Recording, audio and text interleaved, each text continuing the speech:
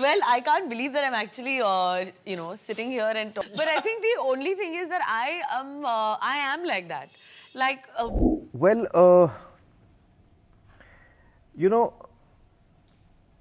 I mean, whether a person can actually, use the tools of cinema to tell a story, if I have to test that. Well, I mean, yeah, I think you're absolutely right. And even she knows this. for me, at the end of the day, it is, yes, it's my job and everything. I was like, okay. Did you notice anything? अरे भाई ये celebrities भी use करते हैं क्या ये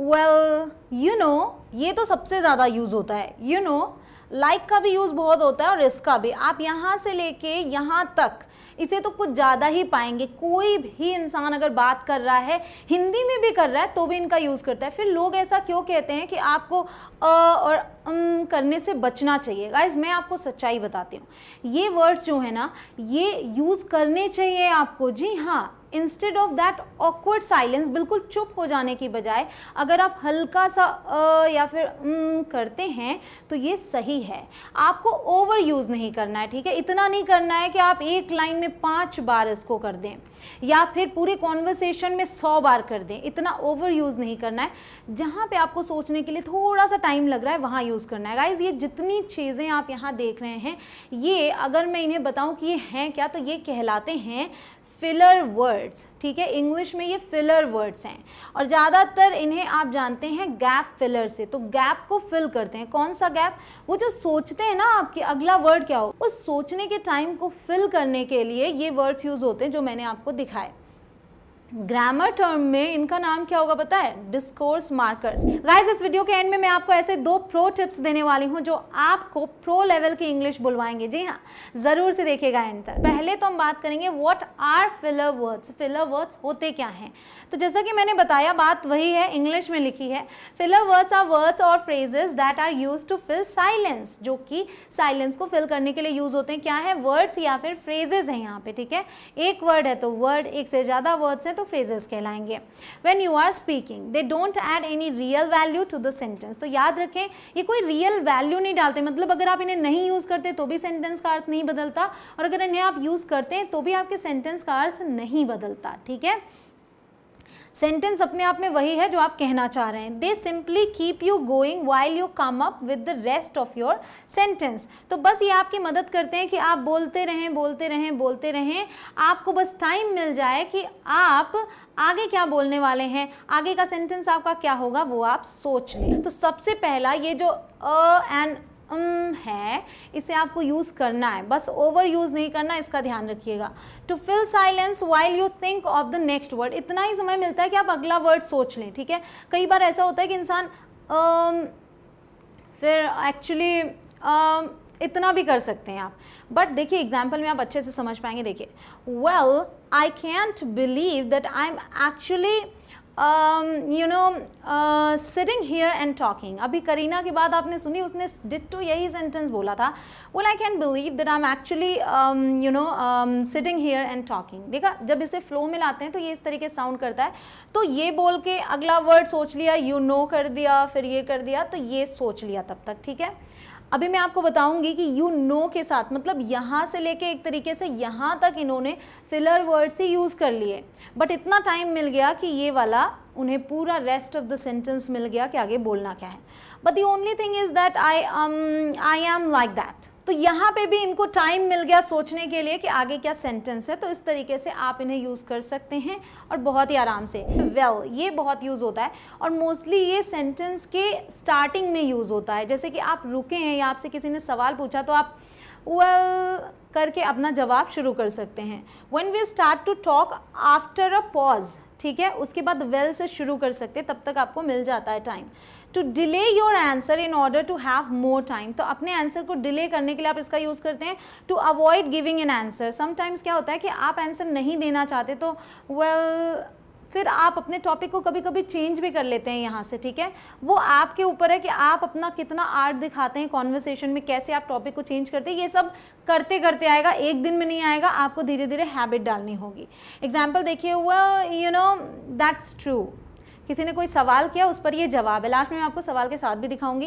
well I guess ₹1200 is a good price for a pair of pants. ठीक, कोई पूछता है कि ये प्राइस ठीक है। वेल आई गेस, समझ रहे हैं आप, आई गेस भी इवन क्या है, एक filler word, I mean filler phrase की तरह यूज़ होता है। Well fine, you can borrow my guitar. मान लो कि आपके पास कोई आता है, मुझे गिटार दे देना भाई। Well fine, you can borrow my guitar. तो उतनी देर आपने सोच लिया कि देना है कि नहीं देना है उसको, ठीक है। अब आते हैं यू नो, जो कि बहुत ज़्यादा यूज़ होता है, मोस्टली सभी लोग यूज़ करते हैं, आप कह सकते हैं। When you are trying to think of what to say next, वही बात है कि क्या आपको बोलना है वो सोचते वक्त। When you assume the listener already knows what you are talking about. You know का मतलब देखिए ना, यू नो का मतलब होता है आप जानते हैं। तो कई बार क्या होता है कि जैसे कि जिस बारे में आप बात कर रहे हैं, तो आपको ये पता है कि लिसनर को इस बारे में पता है, थोड़ी नॉलेज है, तो आप यू नो करके अपनी बात को आगे कंटिन्यू करते हैं। यू नो, जानते ही हैं आप, ऐसा ऐसा जानते ही आप, यू नो, ऐसे करके आप बात कंटिन्यू करते हैं। When you feel the listener just understands what you mean. Sometimes क्या होता है कि अगर आपको ये लगता है कि सामने वाला समझ रहा है उस चीज़ को, ठीक है, तो भी आप यू नो करके अपनी बात को आगे कंटिन्यू करते हैं। देखिए कैसे, I am not happy with the situation but you know there isn't much I can do about it. ठीक, you know all of these things are common at this age. मतलब इस समय, ऐसे समय में ये सारी चीज़ें बहुत ही कॉमन है। यू नो मतलब आप भी तो इस परिस्थिति से परिचित है ना, you know the situation, so you know. Every time I get the feeling you know whether I am doing it right. हर बार मुझे ऐसा लगता है कि क्या मैं ये सही कर रहा हूँ। तो every time I get the feeling you no, उसके बाद देखिए ये भी यूज़ किया, तो आप जोड़ सकते हैं यू नो, इस तरीके से जोड़ के भी साथ में यूज़ कर सकते हैं। अब आते हैं यू सी। यू सी भी इट्स काइंड ऑफ सिमिलर, ठीक है, उससे थोड़ा सिमिलर है, लेकिन इसमें फ़र्क है। वहाँ था जब आपको ये लगता है कि सामने वाला सिचुएशन को जानता है, बट यू सी आप तब बोलते हैं जब सामने वाला सिचुएशन को नहीं जानता। एक तरीके से आप जैसे ऐसे कहते हैं ना, मैं वहाँ गया था, देखो ना ऐसा हो गया, देखो ना ऐसा हो गया, मतलब कि उसे पता नहीं है लेकिन मैं बता तो रहा हूँ ना, तो ऐसे में यूज़ करते हैं you see. When you assume the listener doesn't know, देखो ना, doesn't know what you are talking about. तो किसी को आप कोई इन्फॉर्मेशन दे रहे हैं, कुछ स्टोरी बता रहे हैं, मेरे साथ ऐसा हुआ फिर ऐसा हो गया, तो वहाँ पे आप यू सी यूज़ करेंगे, ठीक है। यू आर टॉकिंग अबाउट, उसे नहीं पता। When you hope listener will understand what you are saying, और आप ये समझ रहे हैं कि वो समझ जाएगा, ठीक है। When you are explaining something, तो जब आप एक्सप्लेन कर रहे हो तो आप इसका यूज़ करें। देखिए example, I was going to try the app, मैं ऐप ट्राई करने जा रहा था, but you see I ran out of space on my phone. लेकिन देखो ना, मेरे फ़ोन में स्पेस ही खत्म हो गया था। समझ गए आप कैसे यूज़ किया। अभी उसे पता नहीं था, बट मैं समझ रही हूँ कि वो इस चीज़ को समझ जाएगा। You see the thing is we won't be finished before Friday. देखो बात ये है कि ये जो द थिंग इज है, ये भी गैप फिलर ही है।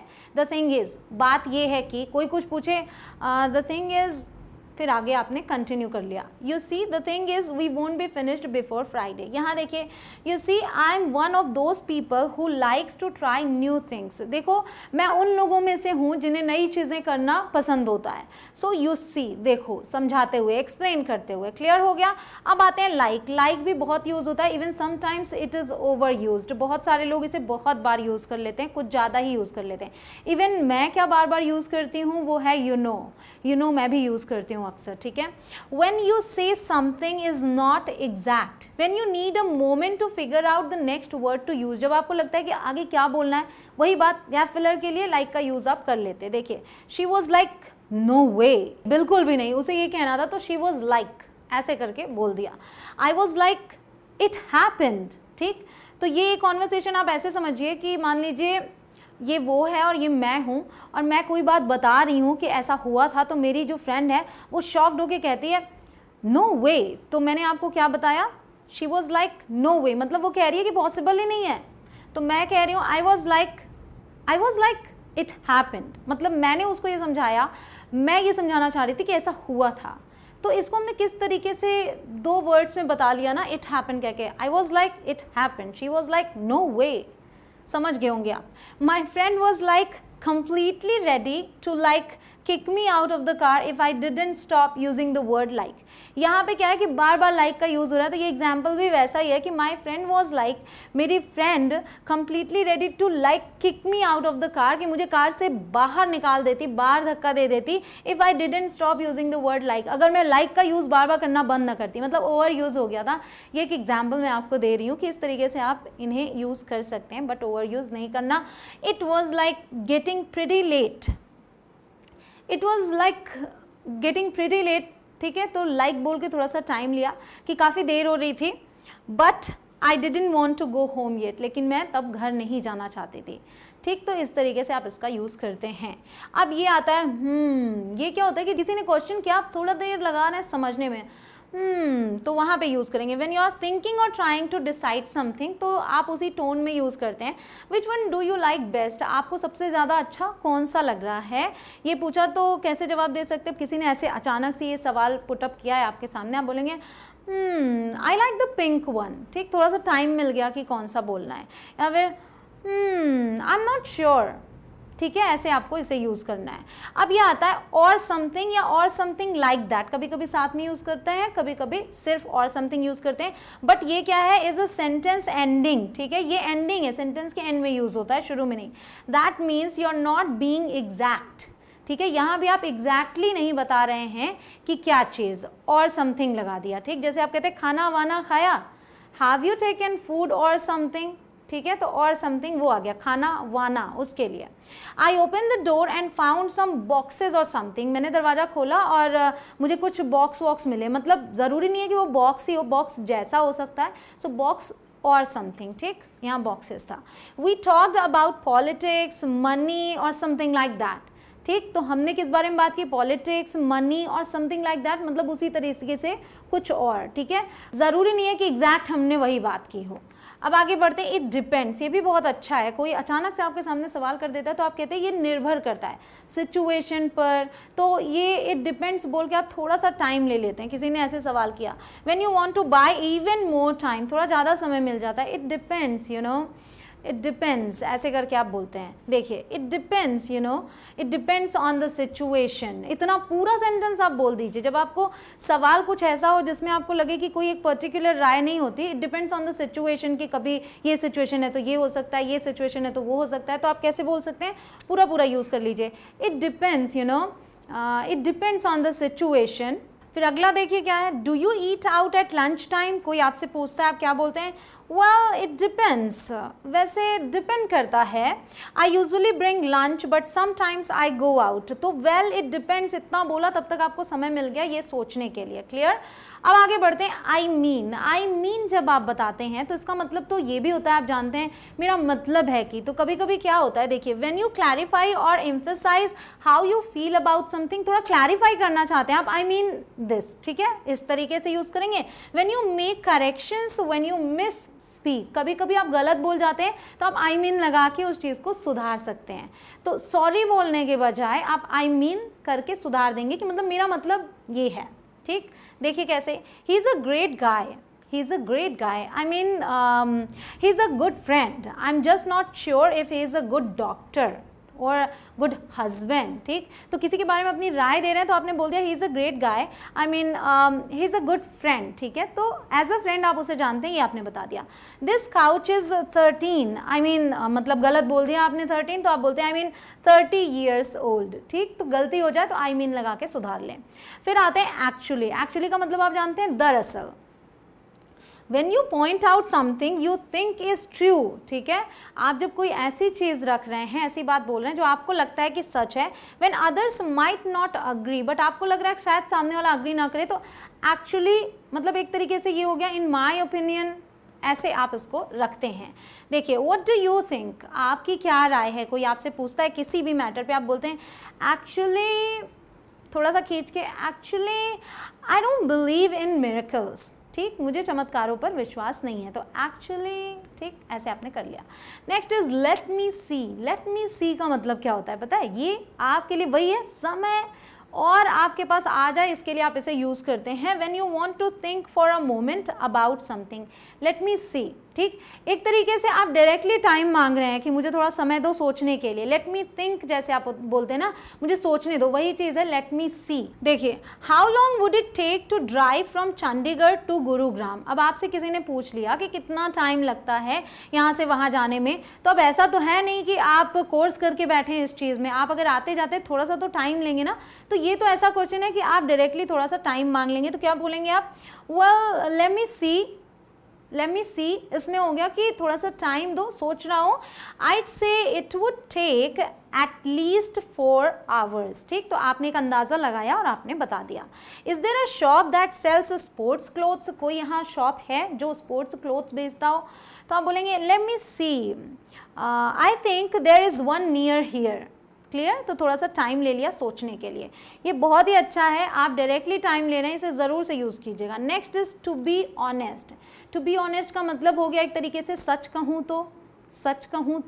तो मतलब मैं अपनी तरफ से ऑनेस्ट बन रही हूँ। देखिए, when telling someone what you really think, मतलब जो आपको लगता है, specially when it may be something that they do not want to hear. May be के सामने वाला सुनना नहीं चाह रहा है, लेकिन होता है ना कि कभी कभी आप अपने मन की बात बोलना चाहते हैं, तो आप टू बी ऑनेस्ट करके बोल सकते हैं। To be honest, the meal was terrible. मान लो कोई पूछे कि हाउ वॉज एवरीथिंग देयर, किसी आप रेस्टोरेंट में गए हैं या किसी के घर ही विजिट करने गए, हाउ वॉज एवरीथिंग देयर, कैसा लगा आपको सब कुछ वहाँ, तो आप बोलते हैं to be honest the meal was terrible. ठीक, तो आपने ऑनेस्टली अपनी बात बोल दी। वैसे होस्ट के ही सामने ना बोलें, उसे बहुत बुरा लग जाएगा। Well, to be honest, I never liked her behaviour that much. सच कहूँ तो मुझे उसका बिहेवियर कभी भी अच्छा नहीं लगा। Next is the thing is, इसका मतलब होता है, आप अगर बोलें इसको हिंदी में तो बोलेंगे बात ये है कि, use to introduce an explanation और एन एक्सक्यूज। तो जब आप एक्सप्लेन करते हैं बात ये है कि, द थिंग इज, कैसे करना है देखिए, why do you finish your work so early, तुम अपना काम इतनी जल्दी क्यों फिनिश कर लेते हो। तो आप एक्सप्लेन करते हैं, the thing is my parents like me to be home by 10 o'clock। बात यह है कि मेरे माता पिता चाहते हैं कि मैं 10 बजे तक घर पे हूँ। Clear, you know what I mean. ठीक, ये हो गया आपका एक और phrase, when you think that the person listening understands and so you do not need to say any more. मतलब कि आपने थोड़ी सी बात बोली, आप एग्जाम्पल भी सामने देख लीजिए, और आप ये बोलते हैं you know what I mean, मतलब आप समझ रहे हो, तो उसमें एक्सप्लेन करने की ज़रूरत नहीं है। कभी कभी होती हैं कि कुछ चीज़ें आप नहीं एक्सप्लेन करना चाहते, ठीक है, तो भी इसे यूज़ करते हैं। Have you watch the movie wonder woman, she is like that, you know what I mean. ठीक, तो उसमें जो भी उसका कैरेक्टर होगा उसके हिसाब से। You got to give him a chance. ठीक है, तुम्हें उसे चांस देना चाहिए या देना होगा। You know what I mean, तुम समझ रहे हो मैं क्या कह रहा हूँ। ठीक, तो इस तरीके से आप अपनी बात में इसको ऐड ऑन कर लेते हैं। ठीक, तो ये आप कुछ बात बोलने के बाद यूज़ करते हैं। It's on the tip of my tongue, ये बहुत अच्छा, ये है, ये बात मेरे ज़बान पर है बट निकल नहीं रही है। तो कई बार होता है कि कोई सवाल ऐसे रख दे, देखिए when we are trying to recall something, जब आप याद करने की कोशिश करें बट एग्जैक्टली आपको, कई बार होता है किसी का नाम आपको याद नहीं आता, मोस्टली आप इसको उस पर यूज़ करते हैं। ठीक है, when we are struggling with right words और event in the reference of on going talk. ठीक, तो जो बात हो रही है उसमें जो राइट वर्ड्स है या किसी का नाम है नहीं याद आ रहा है, तब आप इसका यूज़ करते। देखिए, व्हाट्स हिज नेम, ऐसे अगर कोई बोल दे तो आप बोलते हैं it's on the tip of my tongue but I can't recall it, you know, it's on the tip of my tongue. ऐसे भी आप बोलते हैं कि मतलब है ज़बान में बट याद नहीं आ रहा है, how can I forget it, ये चीज़। How shall I put it, इसका मतलब है कि कभी होता है ना कि कैसे बोलूँ इस बात को, ऐसे आप हिंदी में बोलते हैं, वहाँ पे आप यूज़ करेंगे how shall I put it. When you are going to say something that is honest but may sound rude, मतलब कि आप सच तो बोल रहे हैं, ऑनेस्टली आप बोलने जा रहे हैं, लेकिन आपको लग रहा है कहीं ऐसा ना हो कि ये रूड सा लगे सामने वाले को, तो आप बोलते हैं how shall I put it. देखिए, हाउ इज़ ही लाइक, अब किसी ने पूछ लिया कि वो कैसा है, तो आप बोलते हैं how shall I put it, मतलब कैसे बोलूँ, he is rich but he is certainly not attractive. तो मे भी सामने वाले को रूड लगे, तो आपने पहले रख दिया how shall I put it, ठीक, फिर आपने आगे कंटिन्यू की बात। Eight the end of the day, eight the end of the day जो है इसका मतलब हो गया आखिरकार, ठीक, आखिरकार या फिर अंत में, इसका मतलब ये होता है हिंदी में बोले तो। Used for saying what you consider is the most important thing about a situation, ठीक है। तो ये आप तब यूज़ करते हैं कि जो आप बोलने जा रहे हैं, what you consider is the most important thing about a situation, ये मोस्ट इंपॉर्टेंट है, फिर आप इसके बाद इसको रख देते। देखिए आप एग्जाम्पल में अच्छे से समझ पाएंगे। Of course I listen to what she has to say, but, ठीक, ज़रूर मैं उसकी बात सुनूंगी, उसको जो कुछ भी कहना हो, but at the end of the day it's my decision, ठीक है, अंत में मेरा ही निर्णय है या होगा। At the end of the day I am the one who is going to be held responsible, अंत में मैं ही वो हूँ जिसे रिस्पॉन्सिबल मतलब जिम्मेदार ठहराया जाएगा, या ठीक है, समझ गए आप कैसे यूज़ करना है, eight the end of the day. अब मैं आपको देती हूँ एक प्रो टिप, एक नहीं दो दूंगी। सो प्रो टिप नंबर 1, देखिए सबसे बड़ी प्रॉब्लम क्या होती है कि जब आपसे कोई सवाल करता है तो क्योंकि वो सवाल ऐसे अचानक से आता है, जैसे अचानक से बारिश आती है, तो अगर छाता नहीं है तो क्या करें। तो जब आपके पास छाता नहीं है, मतलब समय नहीं है, तो समय खरीदने का जो तरीका होता है, समय खरीदना मतलब समय खुद से ही निकालना है आपको, कि आप अपने जवाब के पहले उतना समय लें कि आप जवाब सोच लें। तो आप क्या बोल दीजिए, पार्डन, हालांकि आपने सवाल अच्छे से सुन लिया है, बट ये एक प्रो टिप मैं आपको दे रही हूँ, एक तरीका होता है कि आपके पास टाइम उतना बच जाए। तो क्या बोलेंगे आप, पार्डन, मतलब इसका होता है कि आपने क्या कहा, मैंने सुना नहीं, माफ़ कीजिएगा मैंने सुना नहीं, तो वो फिर से बोलेगा, तब तक में आप अपना जवाब सोच सकते हैं जब तक वो सवाल को दोहराता है, या फिर सॉरी, ठीक है, तो वो सवाल को दोहराएगा, तब तक आपने अपना जवाब सोच लिया। ये तो हो गया आपका pro tip number 1, that is pretend you haven't heard, मतलब दिखाओ कि आपने सुना नहीं। फिर है आपका pro tip number 2, repeat the question, ठीक है।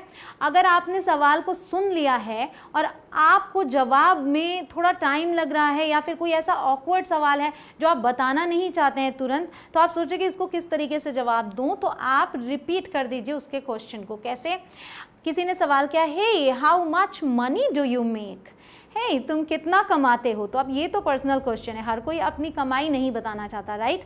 तो ऐसे में आप तुरंत क्या करें, यू वॉन्ट टू नो, आप ये ऐड कर सकते हैं या ना भी ऐड करें, सिंपली आप बोल सकते हैं how much money do I make करके आप अपनी बात को बोल सकते हैं। या फिर मैं इसको इस तरीके से करती हूँ, you want to know how much money I make, well I make enough to pay my bills, ठीक, इसमें क्या कि आपको बताना भी नहीं पड़ा, और ये हो गया कि भाई जितने मेरे बिल्स आते हैं उन्हें मैं पे करने के लिए सफिशिएंट कमा लेती हूँ, ठीक। So you want to know how much money I make, well, तो पहले आपने उसके सवाल को ही रिपीट किया, फिर वेल भी बोल लिया, इतना ज़्यादा आपको टाइम मिल गया, ठीक। एक और एग्जाम्पल देख सकते हैं, हाउ ओल्ड आर यू, अगर लड़कियों से कोई पूछ ले हाउ ओल्ड आर यू, तो लड़कियां तो झट से जवाब नहीं देती, इसमें क्या बोल सकते हैं, हाउ ओल्ड एम आई, सवाल को रिपीट किया, पहले टाइम मिल गया, आप बोलते हैं well I am in my 20s, ठीक। तो इससे क्या हुआ कि आपने अपनी एग्जैक्ट एज नहीं बताई और बात कंटिन्यू भी कर ली, आपने जवाब भी दे लिया अच्छे से, ठीक है। गाइज आई होप कि आज का ये लेसन आपको पसंद आया हो, and I hope to see you in the next lesson. Guys एक चीज़ मैं आपको बता दूं कि इस कोर्स में मैं आपको वो सभी ज़रूरी चीज़ें दूंगी जो इंग्लिश बोलना सीखने के लिए ज़रूरी हैं। आप ज़रूर इंग्लिश बोलेंगे और अच्छी इंग्लिश बोलेंगे अगर आप उसी तरीके से चलते हैं जैसे मैं आपको लेसन में बताती जाती हूँ, लेकिन practice is the most important thing. आपको प्रैक्टिस करनी ही करनी है, तभी आप इंग्लिश अच्छी बोल पाएंगे। तो आई होप कि आज जो कुछ आपने सीखा है उसे आप अपनी प्रैक्टिस में लेकर आएंगे। जब प्रैक्टिस करना शुरू करेंगे आपको इम्प्रूवमेंट तुरंत ही दिखने लगेगा। मिलती हूँ आपसे अगले लेसन में। जय हिंद।